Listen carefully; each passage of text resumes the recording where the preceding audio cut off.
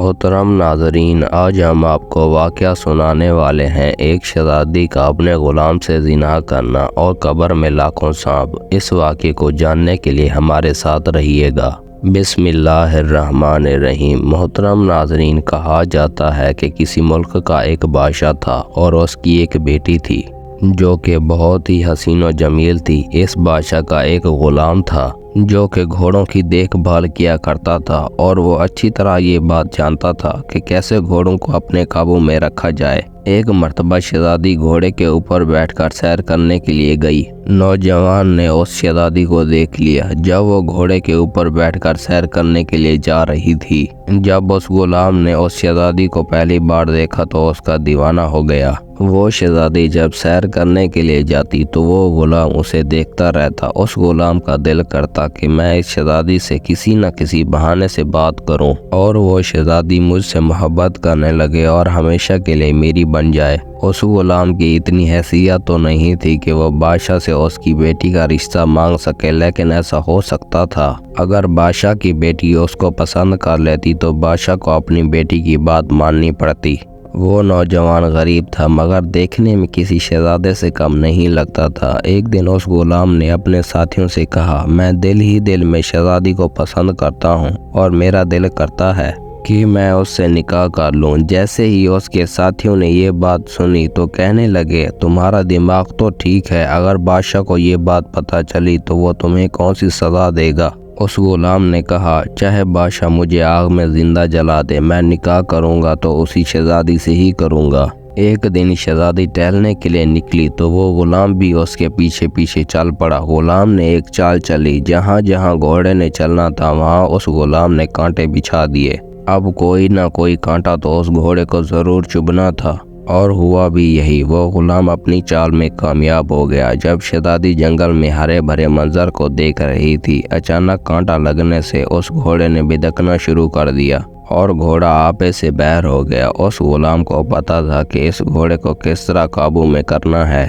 وہ فوراً آ کر اس کے پیروں میں بیٹھ گیا اور اس نے چپکے سے وہ کانٹا اس گھوڑے کے پاؤں سے نکال دیا اور گھوڑا خاموش ہو گیا۔ اب یہ منظر دیکھ کر شہزادی بہت زیادہ خوش ہوئی اور فوراً گھوڑے سے نیچے اتری۔ وہ شہزادی یہ نہیں جانتی تھی کہ یہ غلام میرے ہی محل میں کام کرتا ہے اور مجھ سے محبت کرتا ہے اور یہ کوئی چال چل رہا ہے۔ جب شہزادی نے اس غلام کو دیکھا تو دیکھتے ہی اس کی دیوانی ہو گئی۔ شہزادی یہ سمجھ رہی تھی کہ شاید یہ کوئی شہزادہ ہے، وہ تو اس شہزادی کا غلام تھا۔ شہزادی تو اس کی محبت میں پاگل ہو چکی تھی۔ اب وہ شہزادی نہیں چاہتی تھی کہ وہ غلام اس کی نظروں سے دور چلا جائے۔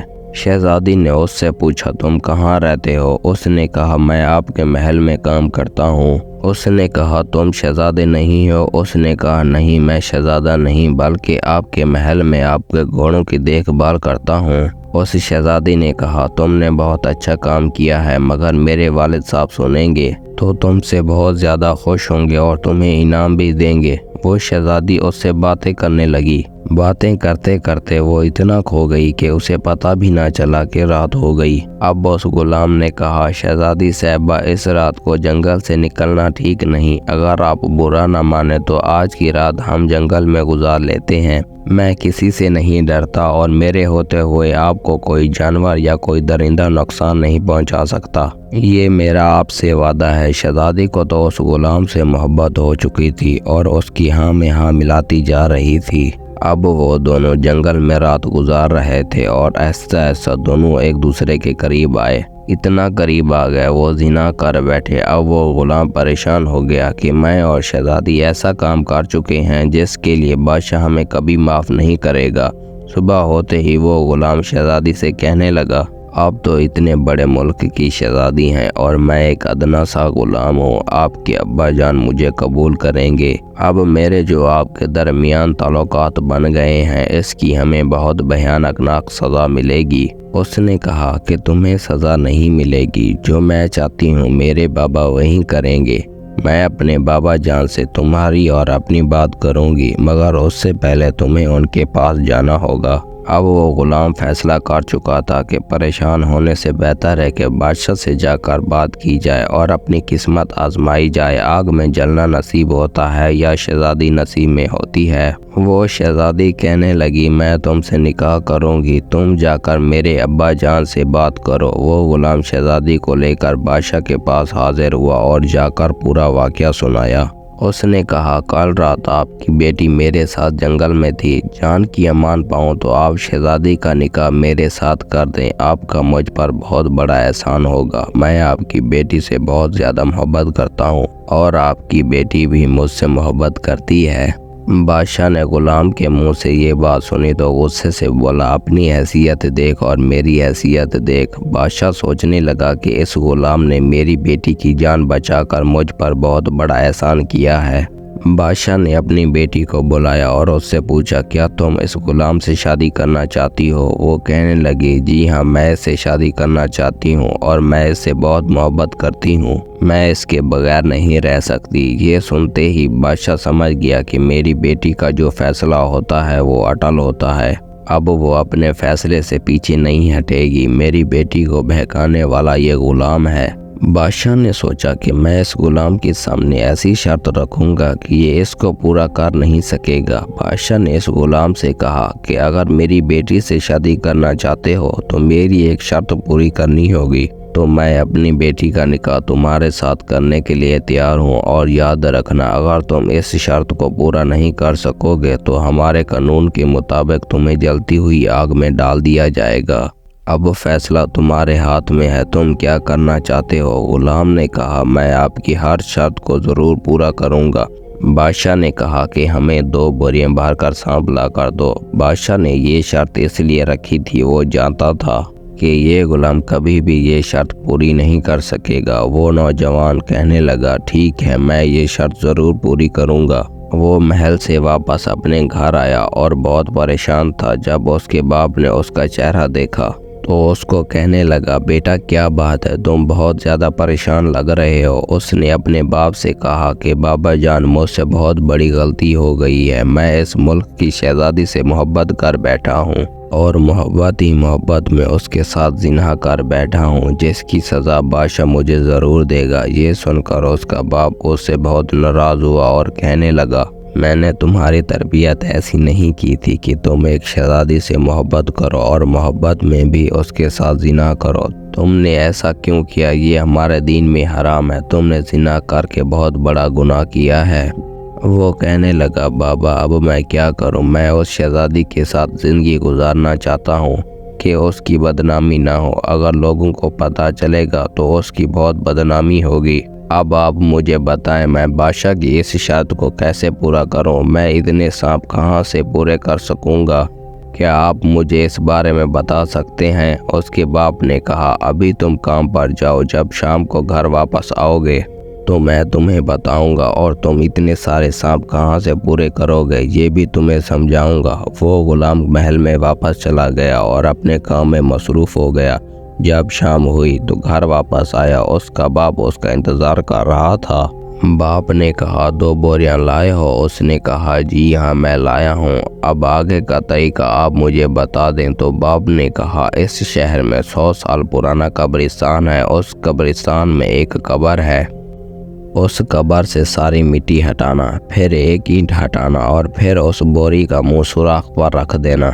جب ایک بوری بھر جائے تو بوری کا منہ اچھے طریقے سے بند کر لینا، پھر دوسری بوری کا منہ سوراخ پر رکھ دینا۔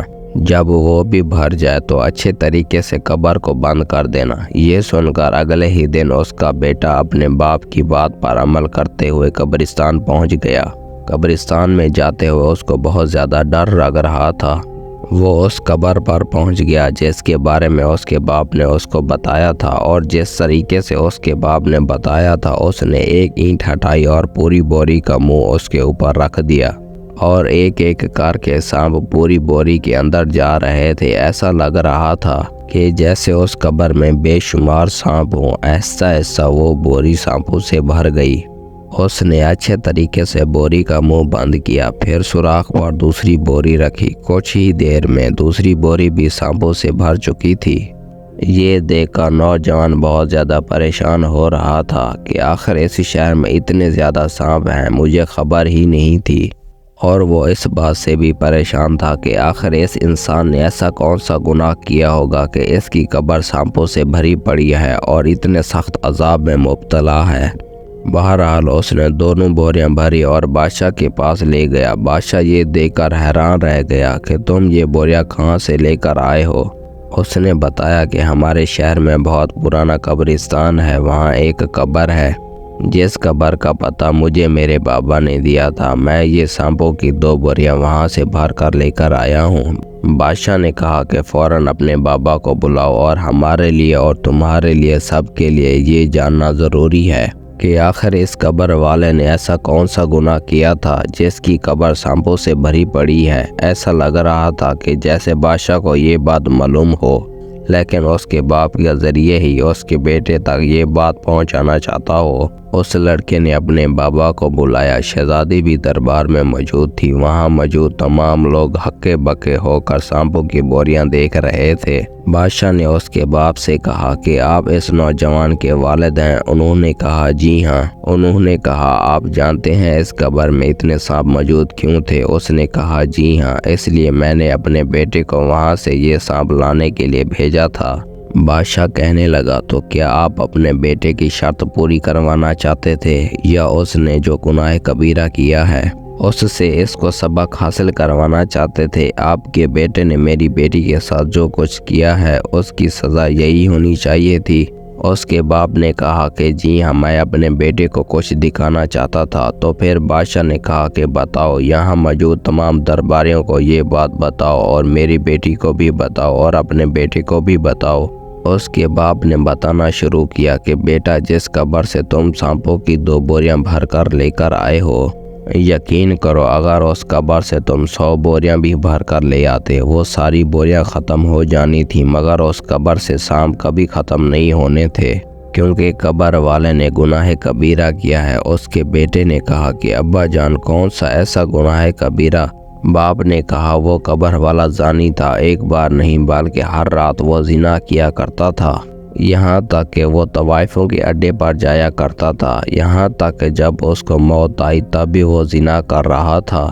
یہ سن کر وہ غلام دوڑتا ہوا بادشاہ کے قدموں میں آ کر گر گیا اور رونے لگا، کہنے لگا مجھے معاف کر دے، میں جانتا ہوں کہ میری قبر میں بھی ایسے ہی سانپ بھر دیے جائیں گے، کیونکہ میں نے بھی زنا کاری کی ہے۔ اب وہ سمجھ چکا تھا کہ زنا کرنا کتنا بڑا گناہ ہے، لیکن سچ میں اس نے کہا کہ میں آپ کی بیٹی سے محبت کرتا ہوں اور اس سے نکاح کرنا چاہتا ہوں۔ بادشاہ نے کہا کہ انجانے میں ہی صحیح، تم نے غلطی تو کی، اب گناہ تو کیا ہے، اس کی سزا تمہیں ضرور ملے گی، تمہیں 100 کوڑے لگائے جائیں گے، اور تمہیں ہی نہیں بلکہ میری بیٹی کو بھی 100 کوڑے مارے جائیں گے۔ بادشاہ نے جلادوں کو حکم دیا کہ ان دونوں کو 100 کوڑے لگائے جائیں۔ شہزادی تو 100 کوڑے لگنے سے ہی بالکل نڈھال ہو چکی تھی، لیکن ایسا گناہ کر چکی تھی جس کی اس کو سزا ملنا بہت ضروری تھی۔ اس کے بعد بادشاہ نے کہا کہ پورا 1 مہینہ تم لوگوں کو اللہ کے حضور رو رو کر گڑ گڑا کر اللہ کو راضی کرنا ہوگا، اور توبہ استغفار کرنی ہوگی کہ اللہ تعالیٰ تمہارے سارے گناہوں کو معاف کر دے۔ تمہاری محبت اگر سچی ہوگی تو تم لوگ ضرور ملو گے۔ تو پھر 1 ماہ بعد خوشی خوشی بادشاہ نے اپنی شہزادی کا نکاح غلام سے کر دیا۔ اللہ اکبر۔